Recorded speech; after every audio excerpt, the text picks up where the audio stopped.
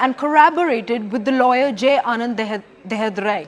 Now, this comes after Mahua Moitra filed a defamation case against BJP MP Nishikant Dubey and others over claims made against her for asking questions in Parliament in lieu of money.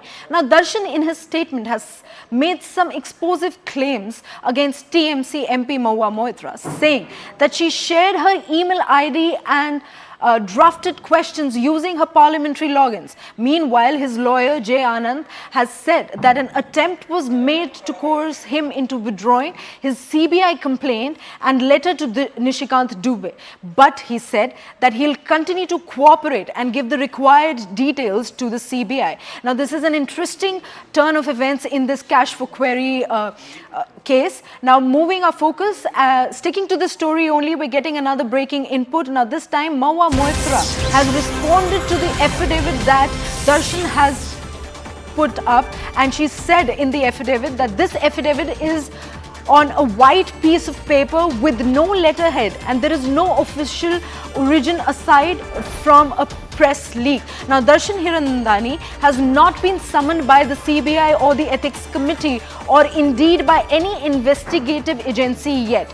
Now, who then has he given this affidavit to? Now, these are the questions that Mahua Moitra has been raising. This is the latest statement that is coming in. She's also said that the affidavit is on white paper and not on an official letterhead or a notary bill.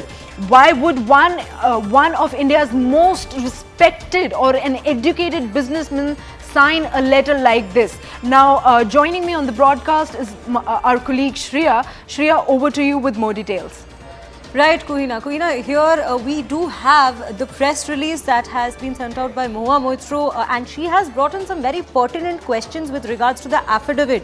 The very first question is the fact that Darshan Hiranandani has not been summoned by the CBI or the Ethics Committee or indeed by any investigative agency yet. So, who has he given this affidavit to? That's a very pertinent question he's brought out. She's brought out also the fact that the affidavit is on white paper and it does not have any official letterhead or it isn't notarized as well. Now, why would one of India's most respected or educated businessmen sign a letter like this? Now, this is a 2-page letter where she has also questioned the fact that the contents of the letter is a joke, wherein she said that sabka naam ghusa do, ऐसा मौका फिर नहीं आएगा.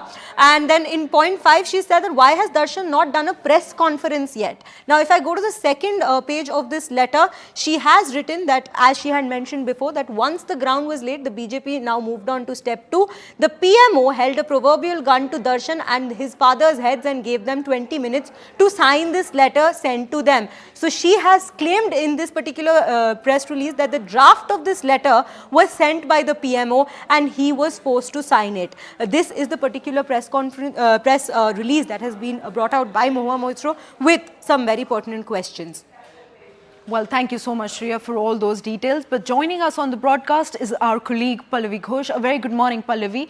Well, Pallavi, this is the latest statement that we are getting from Mahua Moitra, where she has also leveled some very big allegations against the centre-led government.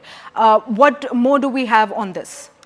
So it's very clear that she's not going to back off and that she's going to decide to brazen it out, even as Trinamool Congress by and large really remains silent. They're watching it very closely. They're watching the developments, and for now, till now actually, no statement has come in from the Trinamool Congress in defense of Mahua Moitra. So it's largely been, I would say, a lonely battle for her. But, she's always been someone who's been feisty, who gives it back, who's aggressive. And those are the points that she's making. The timing of Darshan Hiranandani is turning an approver.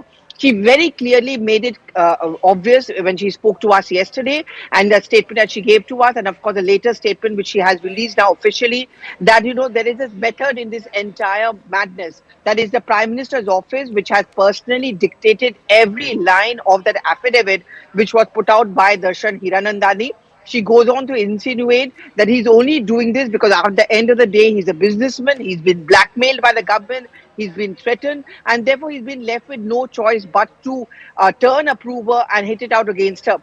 But I don't think the government is going to be going only by the versions of the two of them. There are those Right. background investigations which are already in place. For example, when Darshan Hiranandani admits that he did have login access to her parliament account, the IT department of the government is already it swung into action. They are the ones who have been requested, and Nishikant Dubey already has, that please find out whether indeed the her login, where did this login come in from? Did it come from her office, or where did it came from abroad? Because Darshan Hiranandani also stays in Dubai, and the point which is being made is that this is a huge breach of national security, and therefore there should be a criminal case against Mahua Moitro.